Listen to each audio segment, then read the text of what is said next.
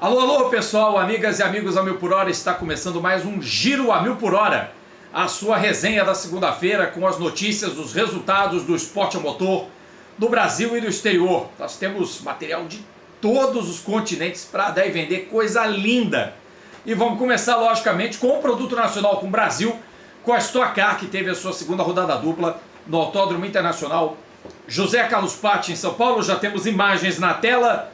Duas baterias de 30 minutos, claro, um pedido dos fãs, um pedido que a Vicar atendeu, mais tempo de exposição na Rede Bandeirantes, que é a dona dos direitos na TV aberta.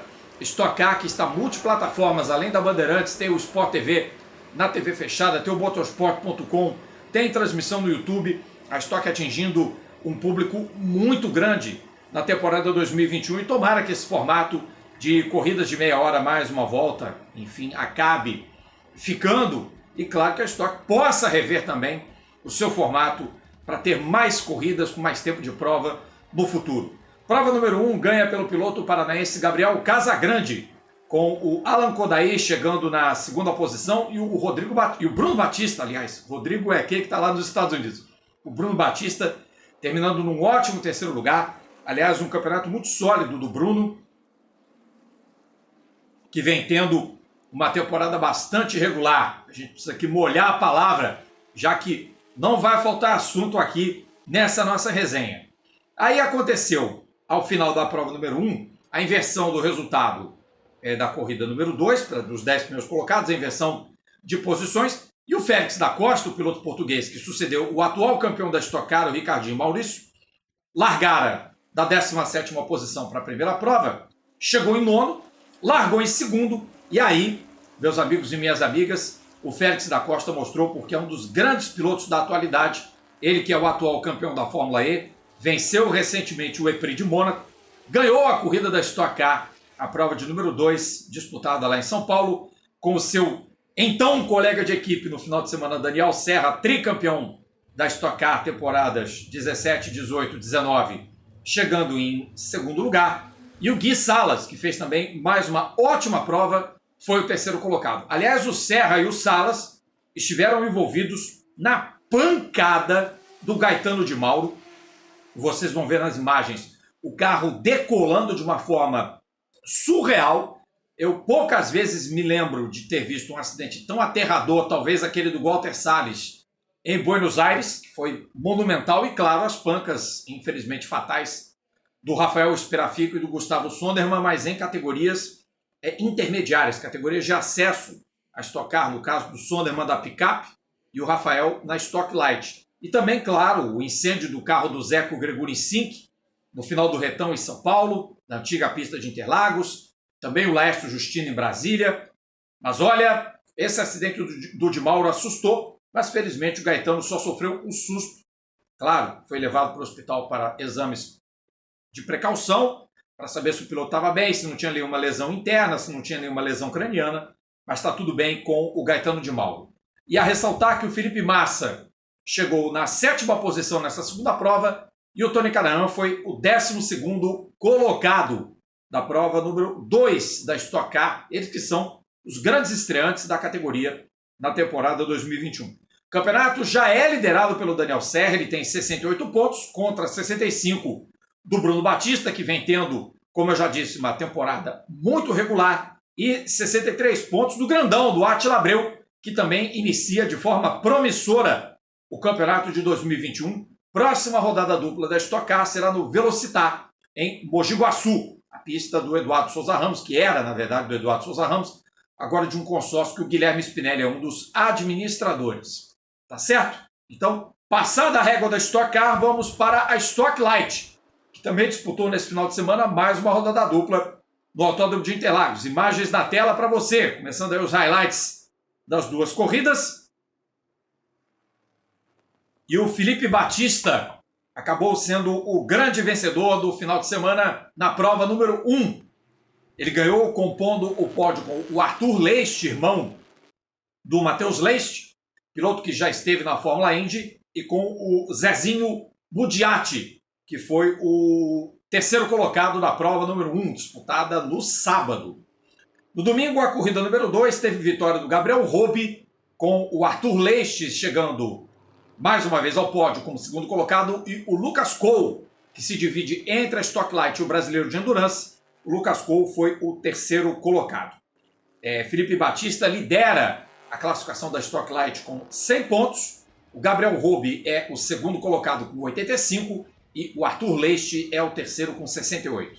A Light não faz todas as provas do campeonato junto à Stock Car Pro Series, mas estará no Velocitar para o terceiro evento do campeonato de 2021. Certo? Passada a régua do automobilismo nacional, vamos para as categorias internacionais, começando com a Áustria, começando com o European Le Mans Series e a segunda etapa do campeonato às 4 horas do Red Bull Ring. Melhores momentos na tela, corrida disputada por 40 carros. Tivemos aí a participação das 3 categorias presentes, a LMP2, a LMP3 e a LMGTE. Corrida bastante complicada, tivemos tempo seco nas primeiras 2 horas e depois a segunda metade debaixo de um temporal de filme de pirata, onde claro que a escolha dos pneus foi um fator fundamental para o resultado final auferido ao correr das 4 horas da disputa. E o Team WRT, que já vencera na etapa inaugural em Barcelona, ganhou mais uma. Olha aí a equipe do Yves Wertz e do Vincent Voss emplacando mais um triunfo com Louis Deletraz, com Yifei e Robert Kubica, que derrotaram as 2 duplas da D-Drive Racing, com Roman Rusinov, Franco Colapinto e Nick De Vries chegando em segundo, e o carro 25, que teria Pietro Fittipaldi, que anunciou seu distrato da equipe no correr da semana. O Pietro foi substituído pelo espanhol Roberto Merri, e a equipe conseguiu o terceiro lugar geral e também a vitória na classe Pro-Am, com o Merri sucedendo o Pietro, ao lado do John Falb e do Rui Andrade. Portanto, aí um belo resultado para o trio do 25 nesse final de semana. Na LMP3, vitória da Cool Racing, vitória suada sobre a trinca da Euro International, que tem mais um piloto que vem dos games para as pistas, que é o turco Cem Bolubakshi. Chegou ao final da prova em segundo lugar, junto ao Andrea Dromedari e ao outro piloto que é o Jens Edelman, ou Jens Adelman, que é um piloto da Holanda, que compõe a trinca do carro número 11. A Graf, com 3 pilotos da França, terminou em terceiro lugar na classe LMP3. Na GTE, Ferrari no pódio. Ganhou a F-Corse com Alessio Rovera, Manu Colari e François Perrodo. Em segunda, a Spirit of Race com Matt Griffin, Duncan Russell Cameron e também David Perel, piloto da África do Sul. E a Iron Lynx com o trio formado por Rino Mastronardi, Miguel Molina e Andrea Pittini terminou a prova em terceiro lugar. Ressaltar o quarto lugar do trio do carro do piloto, do artista, né? Michael Fassbender, conquistando aí mais uma vez um quarto lugar, tá aí beliscando um pódio. O Michael Fassbender, que correu com o Felipe Fernandes Lazer e também com o Richard Litz. Próxima prova do campeonato, 4 horas de Paul Ricard, no dia 6 de junho, portanto, num domingo, nós teremos a terceira etapa do campeonato, às 4 horas de Paul Ricard, com a participação, mais uma vez, da trinca do carro de mobilidade reduzida da equipe SRT 41. Agora na tela, International GT Open, que começou a temporada 2021 com rodada dupla em Paul Ricard, na França, com presença de 16 carros. Na segunda corrida, os carros foram misturados à GT Open Cup. Na primeira corrida, ganhou a dupla formada por Ivan Peklin e Jordan Pepper, com um Bentley. Olha aí, coisa rara. A gente vai ter um Bentley Continental disputando o International GT Open pelo Team Lazarus, e foi o Team Lazarus o vencedor, portanto, com Peklin e Jordan Pepper, terminando Moss e Osborne em segundo lugar, e Brandon Iribe e Ollie Milroy em terceiro, com os 2 McLaren 720S GT3 da Optimum Motorsport. Na corrida número 2, dobradinha da equipe Vincenzo Sospiri Racing, com 2 Lamborghini Huracan, ganhou a dupla formada por Michele Beretta e Frederic Schandorf.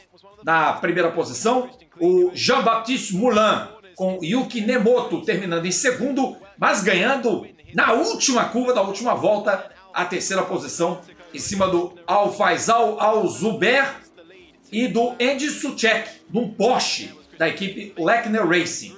A GT Open Cup, que fez inclusive a segunda prova da sua rodada dupla junto ao International GT Open, já que ela disputa duas provas com 60 minutos de duração cada, teve presenças brasileiras e 2 pódios para o Fernando Fortes na classe GT Cup Open AM.